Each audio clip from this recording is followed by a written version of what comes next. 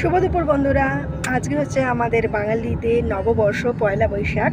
তো আজকের দিন সাধারণত আমরা বাঙালিরা চেষ্টা করি যে বছরের প্রথম দিনটা কোনো মন্দিরে গিয়ে ভগবানের আশীর্বাদ নিয়ে, বড়দের আশীর্বাদ নিয়ে বাকি বছরটা যেন আমাদের ভালো যায়। তো আজকে যেহেতু আমরা এখন ব্যাঙ্গালোরে রয়েছি, কিন্তু ব্যাঙ্গালোরের থেকেও এখানের তো মেনলি যেটা বাঙালিদের কালচারটা এখানে নেই, কারণ এখানে যেটা সাউথ ইন্ডিয়ান কালচার রয়েছে, কিন্তু তবুও আমাদের এখানে কোনো অন্যথা হয়নি। কারণ আজকে এই দুপুরবেলা বুঝতেই পারছো যে আমরা বেরিয়ে গেছি কাটি সুব্রমণিয়াম মন্দিরে যাওয়ার জন্য, যেটা হচ্ছে সুব্রমণিয়াম মানে হচ্ছে কার্তিক ঠাকুরের মন্দির। তো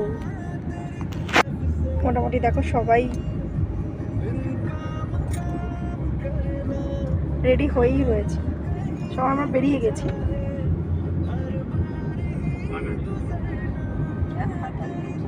আর সাথে দেখো, দেখতে পারবে মন্দিরটা কেমন। নিশ্চয়ই হয়তো মন্দিরের ভেতরে ক্যামেরা অ্যালাউ থাকবে না, সেটা হয়তো দেখানো সম্ভব হবে না, কিন্তু